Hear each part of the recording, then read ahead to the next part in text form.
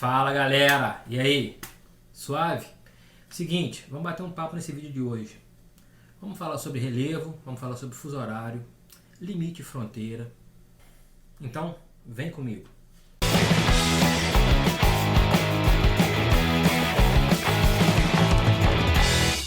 Falando de Brasil, uma das suas grandes importâncias é o seu tamanho. Nós somos o quinto maior país do mundo, ficando atrás apenas de Rússia, Canadá, China e Estados Unidos. E com uma área de mais de 8 milhões e meio de metros quadrados, nós somos o maior país da América do Sul, o terceiro da América e o quinto do mundo. O Brasil tem a maioria das suas terras abaixo da linha do Equador. Aproximadamente 93% de todo o território do Brasil está nessa região. E os outros 7% ficam por conta de uma parte de Amazonas, Roraima, Amapá e Pará. Em virtude da sua grande extensão de norte a sul, o Brasil possui variados tipos de climas e, consequentemente, tipos de biomas. E é importante lembrar que a incidência de luz solar no nosso país vai diminuindo à medida que nos afastamos do Equador.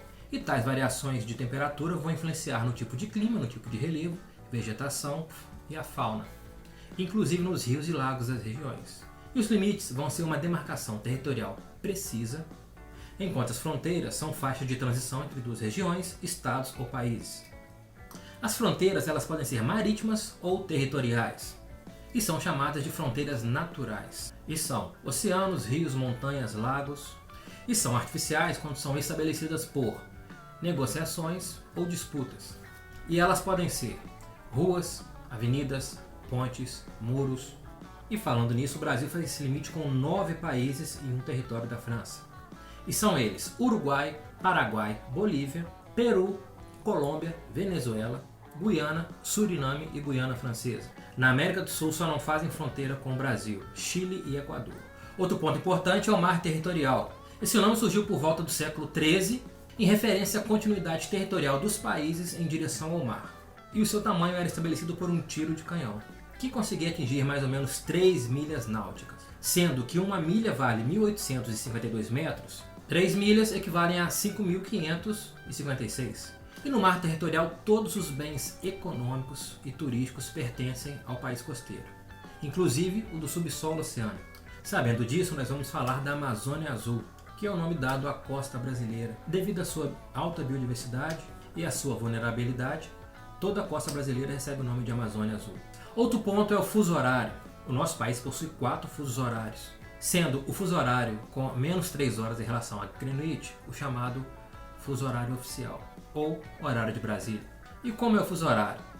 Nada mais é do que a divisão entre a circunferência do globo, de 360 graus, pelas horas de um dia completo, que são 24 horas.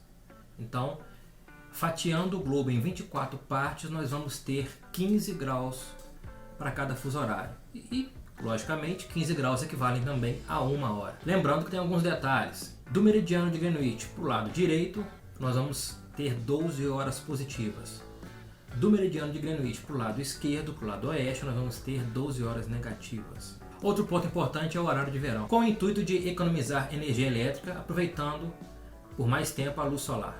Os relógios são adiantados em 1 hora, inicia-se em outubro e termina em fevereiro. E um detalhe importante, no Brasil não são todas as regiões que possuem horário de verão. As regiões Nordeste e Norte, por terem alta incidência de luz solar durante todo o ano, não usam o horário de verão. E para fechar, vamos falar de relevo, que nada mais é do que o conjunto de diferentes formas na superfície terrestre, e que vai influenciar na distribuição do clima, no curso dos rios, a agricultura, a construção de moradias e até mesmo na distribuição da população. A superfície do Brasil é muito variada, mas nós temos 3 tipos básicos de relevo, que são planalto, planície e depressão.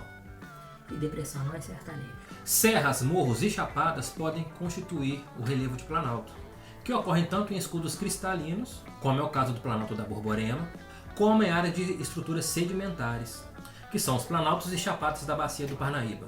As planícies são formas geralmente planas, formadas pela deposição de sedimentos, que vêm através dos rios, mares e do vento.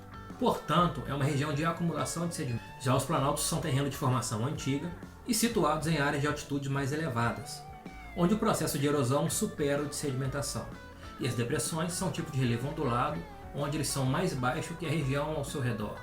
e são divididos em dois grupos: depressão relativa e absoluta. A depressão relativa equivale à depressão acima do nível do mar e a depressão absoluta abaixo do nível do mar. No Brasil, só possuímos depressões relativas.